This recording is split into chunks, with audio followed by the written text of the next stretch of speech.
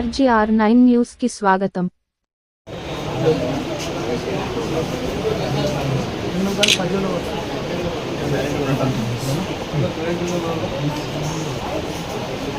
ఇప్పుడు నేను ఆదోని ప్రభుత్వ ఆసుపత్రి ఏరియా హాస్పిటల్కి వచ్చి ఇక్కడ నాగసేన అనేటువంటి ఒక కార్యకర్త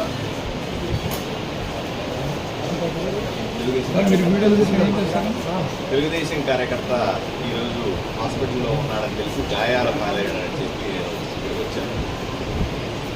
ఇతను చెప్తుంది ఏంటంటే నిన్న నేను ఎమ్మెల్యేగా గెలిచినప్పుడు బయటకు వచ్చి తపాసులు కాల్చుకుంటా ఉన్నాం ఇంటి దగ్గరే, నేను సంబరాలు చేసుకుంటా ఉన్నాం ఇంటి దగ్గరే, బయట ఎవరికి ఇబ్బంది కలిగించే రీతిలో చేస్తూ ఉన్నాం. అయినప్పటికీ కూడా అది ఓర్వలేనటువంటి అక్కడ కౌన్సిలర్ చిన్న అతని అనుచరులు అందరూ కూడా వచ్చి వీళ్ళ తమ్ముడు పేరేంటమ్మా నటరాజు మీద దౌర్జన్యం చేయబోయారు. అతను ఆపడానికి నేను వెళ్ళాను. సో మా ఇద్దరిని కూడా కొట్టడానికి ప్రయత్నం చేశారు. నేను అడ్డుపడినందుకు నన్ను తీవ్రంగా గాయపరిచినారు. నేను హాస్పిటల్కి వెళ్ళాల్సిన పరిస్థితి వచ్చింది. నేను పోలీసులకు కంప్లైంట్ ఇచ్చాను.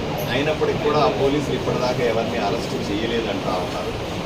కేసు నాకు పెట్టండి అని చెప్పినారు. తూతూ మంత్రంగా ఏదో కేసు పెడతారనే కంగారుగా ఉంది నాకు. ఏదో నా మీద దాడి చేసిన కేసు కాకుండా ఏదో చిన్న పెట్టి కేసు పెట్టేసి వాళ్ళని కాపాడుతారేమో అని నాకు బాధగా ఉంది సార్ అని చెప్తా ఉన్నాడు. నిజంగా మీరు ఆలోచన చేయండి. ఇతను తప్పింది రాజకీయంగా పోట్లాడింది నేను, రాజకీయంగా విమర్శలు చేసింది మేము.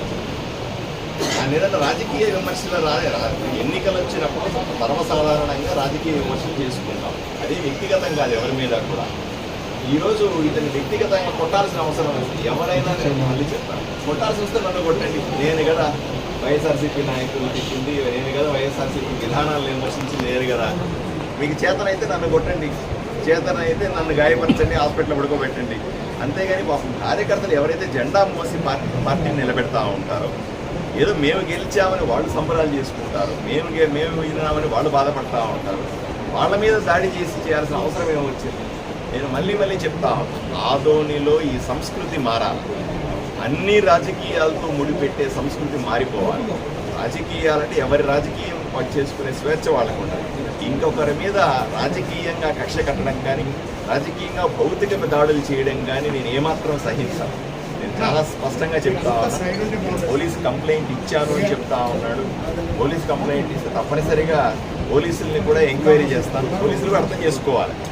కేసుని ఒక బాధితుడు వచ్చి కేసు పెట్టినప్పుడు తప్పనిసరిగా ఆ కేసును విచారించి బాధితుడికి తగిన న్యాయం చేయాల్సిన బాధ్యత పోలీసుల మీద ఉంటుంది. ఏదో అప్పుడు కేసులు పెడతామనేగా ఉన్నట్టుగా ఇతనికి జరిగిన అన్యాయానికి, ఇతను జరిగినటువంటి ఎమ్మెల్సీ దృష్టిలో పెట్టుకొని డాక్టర్ల దగ్గర సర్టిఫికెట్లు తీసుకొని తక్షణమే ఆ చందు అనేటువంటి చిన్న వైఎస్ఆర్సీపీ కౌన్సిలర్ అట, అతన్ని అతని అనుచరుల్ని ఎందుకైతే దాడి చేసి అతన్ని వెంటనే అరెస్ట్ చేయాలని నేను పోలీసులకు చెప్తా ఉన్నాను. కేసులకు సంబంధించినటువంటి పారదర్శకత మెయింటైన్ చేయాల్సిన అవసరం ఉంది. ఆదోనిలో తప్పనిసరిగా జవాబుదారీతనం ఉంది.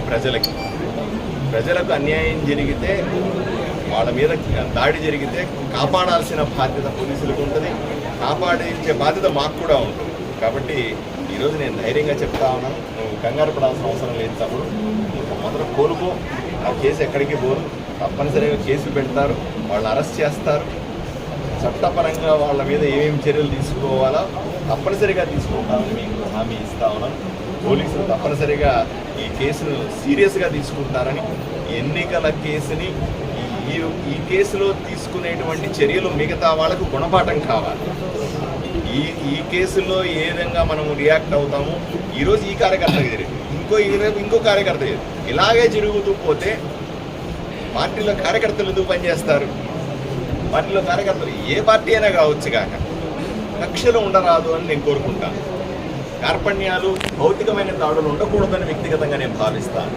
అవన్నీ ఆదోనిలో నడవు అని చాలా స్పష్టంగా చెప్తాను. ఎవరైతే గూండాలు, రౌడీలు ఎవరైతే ఉన్నారో వాళ్ళకి సీరియస్గా హెచ్చరిస్తూ ఉన్నాను. అయిపోయినాయి, ఎలక్షన్లు అయిపోయినాయి. నేను ఎమ్మెల్యే గెలిచాను. ఇద్దరులో ఎవరో ఒకరే గెలుస్తారు, ఇద్దరు గెలవరు కదా. ఒకరు గెలిస్తే ఒకరు ఓడిపోతారు. సర్వసాధారణం. మళ్ళీ సాధ్యమైతే రాజకీయంగా పోట్లాడుకో